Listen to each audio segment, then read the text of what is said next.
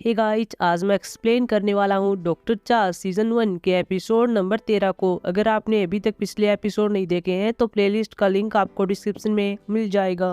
पिछले एपिसोड में हमने देखा था कि नो को कुछ हो गया था और वो नीचे पड़ा हुआ था। जुंगसू भी अपनी नो को देख रही थी और उसको खड़ा होने के लिए कहती है और बाद में यहाँ पर आयरंग और जंगमिन और साथ में यहाँ पर एसिम भी आ जाती है जो कि अपने बेटे को खड़ा होने के लिए कहती है। इसके बाद जुंगसू के नो की आंखों में देखती है, उसे पता चलता है कि तो मजाक कर रहा है और बाद में यहाँ पर जुंगसू पानी की बाल्टी को मंगाती है। अब यहाँ पर जुंगसू जैसे ही पानी को इनो पर गिरने वाली थी, इनो यहाँ पर अपनी आंखों को खोल लेता है। अगले सीन में देखते हैं जहाँ पर जुंगसू को अपने रूम में होती है और अस्पताल जाने की तैयारी कर रही थी। बाद में यहाँ पर इनो आता है और इससे पूछता है क्या तुम अस्पताल जा रही हो। जुंगसू यहाँ पर हाँ भरती है। बाद में जुंगसू कहती है कि अगर तुम्हें कुछ कहना तो तुम कह सकते हो। इनो यहाँ पर अपने घुटनों पर बैठ जाता और कह रहा था कि प्लीज़ मुझे माफ़ कर दो, हम कई सालों से साथ में रह रहे हैं, हम इसको ऐसे ही ख़त्म नहीं कर सकते और मैंने सियोंग ऐसे भी नाता तोड़ लिया है, अब हमारे बीच कुछ भी नहीं चल रहा है। लेकिन जुंगसू इसकी बात नहीं मानती और जुंगसू यहाँ पर कहती है कि ये कोई ऐसी चीज़ नहीं है जिसको घुटनों पर बैठकर हल किया जा सके, मुझे तुम्हें तलाक देना है और मैं इस बारे में निश्चित हूँ। और बाद में यहाँ पर सभी फैमिली वाले बाहर खड़े हुए थे, वे अंदर आते हैं और यहाँ पर एसिम कहती है कि क्या ये सच है, क्या तुम दोनों तलाक लेने वाले हो। लेकिन यहाँ पर इनो कहता है कि ऐसा कुछ भी नहीं है, लेकिन जुंगसू कहती है कि हाँ ये सच है, मैं इसको तलाक देने वाली हूँ। और बाद में यहाँ पर एसिम नीचे पड़ जाती है और रोने लगती है। अगले सीन में देखते हैं जहाँ पर एसिम अपने बेटे से बात कर रही थी और कह रही थी कि तुम सेवंग आए हुए कुछ पैसे दे दो ताकि वो तुमको छोड़ दे। और मुझे लगता है कि बाद में जुंगसू तुमको तलाक नहीं देगी, लेकिन इनो कहता है कि वह फिर भी नहीं मानेगी, मैंने उससे पूछ लिया है। एसिम कहती है कि वैसे सेवंग आए के पास पैसा तो बहुत होगा, वह बहुत ही अमीर परिवार से है, लेकिन यहाँ पर इनो कहता है कि मैं कुछ ज्यादा नहीं जानता हूँ। जब उसकी बेटी हुई थी तब उसने अपने परिवार को छोड़ दिया था और वो अपने पिता से भी नहीं मिल पाई, वो अपने पिता के फ्यूनरल पर ही गई थी। एसिम कहती है कि उसके पिता ने उसके लिए वसीयत छोड़ी है, लेकिन यहाँ पर इनो मना करता और कह रहा था कि उसने वह वसीयत अपने बेटे के लिए छोड़ी है। एसिम कहती है कि इनके पास जो संपत्ति है वह कितने की होनी चाहिए। इनो कहता है कि मुझे अनुमान नहीं है, लेकिन शायद वह 100 बिलियन वॉन होनी चाहिए। अगले सीन में देखते हैं जहाँ पर जुंगसू आयरंग और जंगमिन से बात कर रही थी और इनसे कहती कि अब तुम बड़े हो गए हो, इसलिए तुम्हें अपने डिसीजन खुद लेने होंगे। वह जंगमिन से कहती है कि तुम जब तक अपनी रेसिडेंसी पूरी नहीं कर लेते तुम अस्पताल में रह लेना। जंगमिन कहता ही ठीक है। बाद में यहाँ पर जुंगसू आयरंग से कहती है कि तुम मेरे साथ रह सकती हो और अगर या फिर तुम चाहो तो इस घर के अंदर भी रह सकती हो। आयरंग अपनी माँ से कहती है कि मैं यहीं पर रहूंगी। अगले सीन में देखते हैं जहाँ पर जुंगसू अस्पताल में आ जाती है और अपने कमरे के अंदर बैठी हुई थी और अपने लैपटॉप में डिवोर्स के लिए अप्लाई करने की कोशिश कर रही थी। लेकिन तभी इसके पास इनो का मैसेज आता है। इन्होंने अपनी एक फोटो भेजी हुई थी और साथ में लिखा हुआ था कि काम पर जाने से पहले कुछ खाना खा लेना, और यह फोटो बाहर दरवाजे की थी जहाँ पर इन्होंने खाना टांगा हुआ था। बाद में यहाँ पर जुंगसू बाहर आती है और इस खाने को देखती है। इसके बाद इनो अस्पताल में आता है, साथ में यहाँ पर ताइसुक होता है और यहाँ पर एक डॉक्टर और होता है जो कि यहाँ पर इनो से बात कर रहे थे और कह रहे थे कि तुम्हारे लिए बहुत ही खुशी की बात है कि जो जिसुन के पेरेंट्स तुम्हारे बेटे पर केस करने वाले थे वे मना कर रहे हैं, वे केस नहीं करेंगे और इसका श्रेय रोय किम को जाता है। उसने चीजों को संभाल लिया है, तुम्हें उसको थैंक यू कहना चाहिए, उसके साथ बैठना चाहिए और ड्रिंक करनी चाहिए और तुम दोनों की जो दुश्मनी है उसको खत्म करो। अगले सीन में रोय किम को दिखाया जाता है जो कि जियोंगसुक से बात कर रहा था। जियोंगसुक भी यहाँ पर रोय किम से कहती है कि तुम्हारे पेरेंट्स का क्या हुआ, क्या वे मिले। रोय किम कहता है कि आज मैं पुलिस स्टेशन जाने वाला हूँ और वहाँ पर अपना डीएनए सबमिट करवाऊंगा। बाद में रोय किम कहता है कि मैं जिसुन की फैमिली से मिला था और उन्होंने मुझसे कहा कि वे तुम्हारे बेटे पर केस नहीं करेंगे। अब यहाँ पर मैं एक फ्लैशबैक सीन में दिखाया जाता है कि जिसुन के पेरेंट्स अब जंगमिन पर केस क्यों नहीं करेंगे। यह फ्लैशबैक सीन वही था जो कि हमने पहले देखा था। यहाँ पर रोय किम जिसुन के पेरेंट्स के पास आया हुआ था और कह रहा था कि मैं आपको बताना चाहता हूँ कि आपकी बेटी की डेथ कैसी हुई थी। लेकिन यहाँ पर जिसुन के पिता ने कह दिया था कि मैं नहीं सुनना चाहता कि मेरी बेटी की डेथ कैसी हुई थी, इसलिए तुम यहाँ चले जाओ। लेकिन यहाँ पर जिसुन की माँ अपने पति से कहती है कि हमें सुनना चाहिए कि हमारी बेटी की डेथ कैसी हुई थी। बाद में रोय किम यहाँ पर इनको बता रहा था कि आपकी बेटी को एक तरह का कैंसर था और उस कैंसर को दूर करना बहुत ही मुश्किल था, आपकी बेटी को बचा नहीं जा सकता था। जिसुन के पेरेंट्स यहाँ पर रोय किम की बात को समझते हैं। अगले दिन देखते हैं जहाँ पर जंगमिन इनके पास आया हुआ था।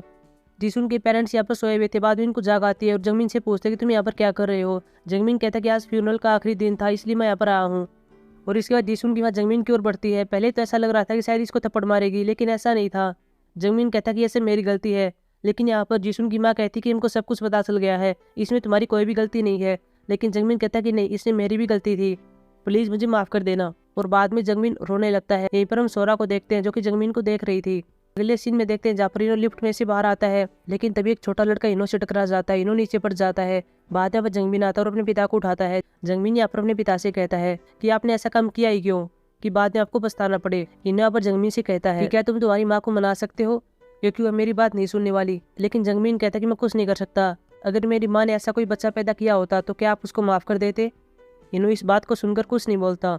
बाद में देखते कि इनो यहाँ पर सेवंग से बात कर रहा था। यहाँ पर इनो सेवंग से माफी मांगता और कह रहा था कि मैंने कल तुमसे गलत तरीके से बात की थी, मुझे माफ करना। सेवंग कहती मैं जानती हूँ तुम अपने बेटे को बचाने की कोशिश कर रहे थे, लेकिन यूनशू भी तुम्हारी बेटी है, अगर वह कभी किसी प्रॉब्लम में पड़ जाए तो तुम उसकी मदद करना। इनो कहता है ठीक है मैं ऐसा करूंगा। बाद में स्योंगाई कहती है कि तुम्हारी पत्नी ने क्या कहा। इनो कहता है कि वो तलाक लेना चाहती है, लेकिन वह सिर्फ गुस्से में कह रही है, मैं उसको मनाने की कोशिश करूंगा। स्योंगाई कहती है कि तुम इस अवसर का उपयोग एक अच्छे पति की भूमिका को निभाने के लिए करो और अपनी पत्नी को मनाने की कोशिश करो, मैं तुम्हारा इंतजार करूंगी। ये बात कहने के बाद स्योंगाई यहाँ चली जाती है। अगले सीन में जंगमिन को दिखाया जाता है जो कि अपने ऑफिस के अंदर आ जाता है। तभी इसके दोस्त कहते हैं कि हमने सुना कि जीसुन के पेरेंट्स तुम पर केस नहीं करेंगे, ये बहुत ही अच्छी बात है, तुम्हें इस बात से राहत मिलनी चाहिए। जंगमिन कहता है कि तुम क्या कह रहे हो, मुझे इसी राहत कैसे मिल सकती है। बाद में जंगमिन यहाँ से जा रहा था, लेकिन तभी हम देखते हैं कि आगे सोरा होती है जो कि जंगमिन को रोकती है। जंगमिन यहाँ पर सोरा से कहता है सभी ऐसा कह रहे हैं कि जीसुन के पेरेंट्स ने उस पर केस नहीं किया तो इससे सब कुछ ठीक हो गया और मुझे इसे राहत मिली है। वे सब ऐसा क्यों कह रहे हैं, ये सब मुझे पागल बना रहे हैं, इसमें राहत वाली कौन सी बात है। सोरा कहती है कि इसी वजह से मैं तुमको पसंद करती हूँ। बाद में सोरा एक रूम के अंदर जाती है और जंगमिन को अंदर आने का इशारा करती है। बाद में जंगमिन अंदर जाता है, लेकिन यहाँ पर जियोंगसुक होती है जो कि अपने बेटे को अंदर जाते हुए देख लेती है। हालांकि उसको नहीं पता था कि अंदर सोरा भी है। बाद में जियोंगसुक अपने बेटे से मिलने के लिए जाती है, लेकिन जाकर देखती है कि यहाँ पर सोरा और जंगमिन दोनों किस कर रहे थे। बाद में जियोंगसुक यहाँ चली जाती है। अगले सीन में देखते हैं जहाँ पर रोयकिम पुलिस स्टेशन में आ जाता है और वहाँ पर अपना डीएनए सबमिट करवा रहा था। यहाँ पर रोयकिम उस लड़की से पूछ रहा था कि क्या मुझे मेरे पेरेंट्स मिल जाएंगे, इसकी कितनी संभावना है। यह लड़की यहाँ पर बताती है कि इसकी संभावना तो बहुत ही कम है, लेकिन अगर तुम्हारे पेरेंट्स ने भी तुम्हें ढूंढने के लिए अपना डीएनए पुलिस स्टेशन में सबमिट करवाया है तो इससे चीजें बहुत ही आसान हो जाएंगी, तुम्हें तुम्हारे पेरेंट्स मिल सकते हैं। अगले सीन में जियोंगसुक को दिखाया जाता है जो कि पेशेंट के पास आ जाती है। यह पेशेंट यहाँ पर सोशल मीडिया पर लाइव आई हुई थी, इसके फॉलोअर्स भी बहुत ज्यादा थे। यह पेशेंट जो कि लड़की है वह जियोंगसुक से कहती है कि तुम्हें भी इसमें शामिल होना चाहिए। बाद में जियोंगसुक भी इसमें शामिल होती है और वह इस पेशेंट के फॉलोअर्स को हाई कहती है।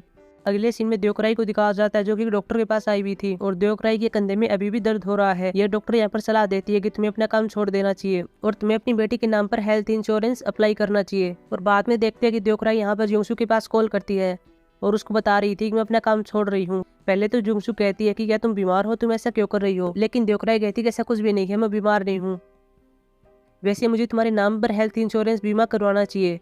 जियोंगसुक कहती कि हाँ, ये तो मैंने सोचा ही नहीं था, हम ऐसा कर सकते हैं। और बाद में शाम को दिखाया जाता है जहाँ पर जियोंगसुक अपने रूम से बाहर आ रही थी, लेकिन तभी बाहर देखती है कि यहाँ पर खाना टंगा हुआ था।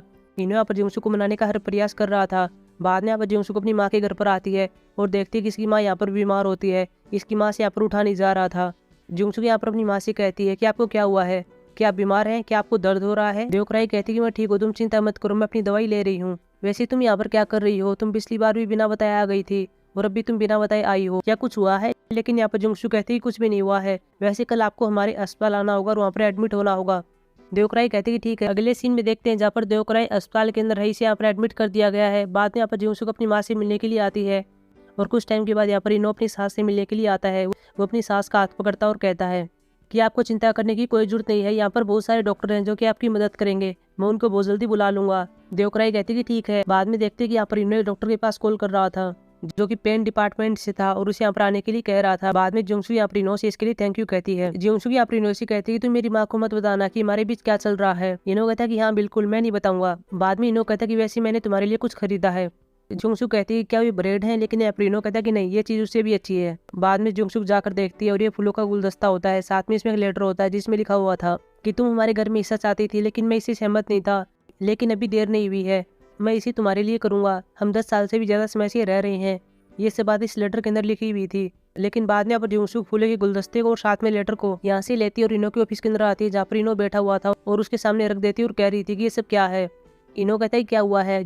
जियोंगसुक कहती है कि इन सब के लिए काफी देर हो चुकी है। बाद में जियोंगसुक यहाँ चली जाती है। इसके बाद द्योकराई को दिखाया जाता है जिसके पास इनो का कॉल आया हुआ था। इनो इसको कह रहा था कि मेरी सास अस्पताल के अंदर एडमिट है, क्या आपको पता है। और अगले सीन में देखते हैं जहाँ पर एसिम अस्पताल के अंदर आ जाती है जहाँ पर द्योकराई से मिल रही थी। वो यहाँ पर द्योकराई के लिए खाने की चीज लाई थी। बाद में यहाँ पर एसिम बाहर आती है। यहीं पर हम आयरिन को देखते हैं जो कि एसिम से मिल रही थी। एसिम कहती है कि तुम यहाँ पर क्या कर रही हो। आयरिन कहती है कि मैं यहाँ पर अपनी दादी से मिलने के लिए आई हूँ। एसिम कहती है कि मैं तो मिलाई हूँ, तुम जाकर मिलाओ। आयरिन कहती है कि ठीक है। बाद में यहाँ पर एसिम स्योंगाई को देख लेती है। एसिम कहती है कि पिछली बार हम मिले थे, लेकिन उसके लिए मुझे बुरा लग रहा है, मैंने तुमसे अजीब तरीके से बात की थी। स्योंगाई कहती कोई बात नहीं। बाद में स्योंगाई चली जाती है। इसके बाद दिखाया जाता है कि यहाँ पर एसिम इनो से बात कर रही थी और कह रही थी कि मैं अभी स्योंगाई से मिली थी। इनो कहता है कि आपने ऐसा क्यों किया। एसिम कहती कि मैं उसे अचानक से टकरा गई थी, वैसे तुम्हें उसके साथ आज रात खाना खाना चाहिए, उसके पास बहुत ही पैसा है, शायद उसके साथ तुम्हें रिलेशन बनाना चाहिए। लेकिन तभी यहाँ पर जंगमिन आता है और इनो को बताता है कि क्या आप जानते हैं कि मेरी दादी की डॉक्टर स्योंगाई है। बाद में स्योंगाई को दिखाया जाता है, साथ में यहाँ पर लिमजोग होता है और ये दोनों यहाँ पर द्योकराई से बात कर रहे थे। अभी हम देखते हैं यहाँ पर जियोंगसुक आती है। द्योकराई यहाँ पर अपनी बेटी से कहती है कि यह डॉक्टर बहुत ही टैलेंटेड है, इसने मेरी काफी मदद की है। सेओंगाई यहाँ पर देवकराई से कहती है कि आपको चिंता करने की कोई जरूरत नहीं है, अगर आपको किसी भी चीज़ की जरूरत हो तो आप मुझे बता देना। देवकराई कहती है कि ठीक है।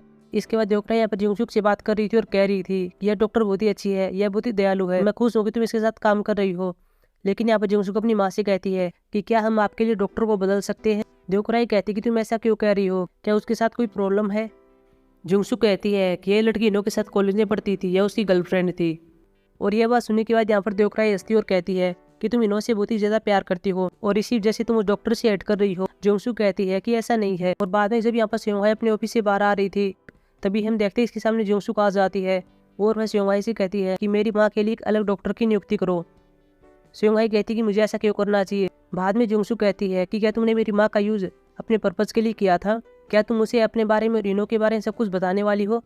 सेओंगाई कहती है कि मुझे नहीं पता कि तुम क्या सोचती हो, लेकिन मैं इसे अपने तरीके से कर सकती हूँ। बाद में सेओंगाई चली जाती है। अगले सीन में देखते हैं जहाँ पर जिंगसुक अकेली आ रही थी, लेकिन तभी देखती है कि यहाँ पर रोएकिम देवकराई से बात कर रहा था। बाद में जिंगसुक अपनी माँ के पास आती है। देवकराई यहाँ पर अपनी बेटी से कहती है कि तुमने मुझे बताया क्यों नहीं कि रोएकिम तुम्हारे साथ काम करता है। अगर मुझे पता नहीं चलता तो मैं एसिड डिस्चार्ज होने से पहले से मिलती भी नहीं और न इसको थैंक यू कहती। रोएकिम यहाँ पर देवकराई से कहता है कि आपको चिंता करने की कोई जरूरत नहीं है, अगर आपको कोई भी प्रॉब्लम हो तो आप मुझे बता सकती हो।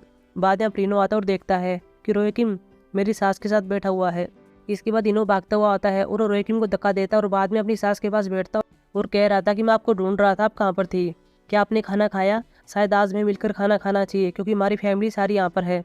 देवकराई कहती कि ठीक है। और अगले सीन में देखते हैं जहाँ पर सभी फैमिली बैठी हुई थी और यहाँ पर खाना खा रही थी, जहाँ इनो अपनी सास के लिए मांस को ग्रिल कर रहा था। बाद में इनो अपनी सास से कहता कि मैं बहुत ही बिजी रहा करता था, मैं आपसे नहीं मिल सका, इसके लिए मुझे माफ कर देना, लेकिन आगे से मैं एक अच्छा दामाद बनूंगा।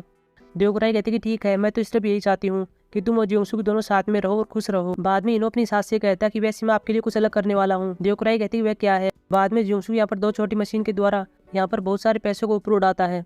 हालांकि बाकी सब इसको कह रहे थे कि ये तुम क्या कर रहे हो, लेकिन यहाँ पर देवकराई कहती है कि यह मुझे पसंद आया क्योंकि आज तक मेरे ऊपर इतने पैसे नहीं उड़े थे, लेकिन तुमने ऐसा किया। इसके बाद सभी यहाँ पर पैसे चुगने लगते हैं और यहाँ पर एसिम भी पैसे चुग रही थी और बाद में यहाँ पर एसिम पैसे चुग कर अपनी पॉकेट में डालती और बाहर आती है, जहाँ देखती है कि इसका दोस्त हावोन बैठा हुआ था जो कि दोस्त से बढ़कर था और हावोन यहाँ पर एक महिला के साथ बैठा हुआ था। एसिम यहाँ पर हावोन से पूछती कि तुम यहाँ पर क्या कर रहे हो, तुम मुझसे कह रहे थे कि तुम तो घर पर जाने वाले हो और वैसे यह महिला कौन है। और बाद में जब यहाँ पर सभी अंदर पैसा चुग रहे थे, तभी ने बाहर से एसिम की आवाज आती है। सभी दौड़कर बाहर आते हैं जहाँ पर इस महिला ने एसिम के बाल पकड़े हुए थे और कह रहे थे कि तुमने मेरे आदमी को बहकाने की कोशिश कैसे की। इन्हों यहाँ पर इस महिला के पास आता है और अपनी माँ को छुड़वाने की कोशिश करता है। यह महिला कहती है कि क्या तुम इसके बेटे हो, तुम तो वही हो ना जिसका एक महिला के साथ अफेयर चल रहा था और तुम्हारा एक सीक्रेट बच्चा भी है।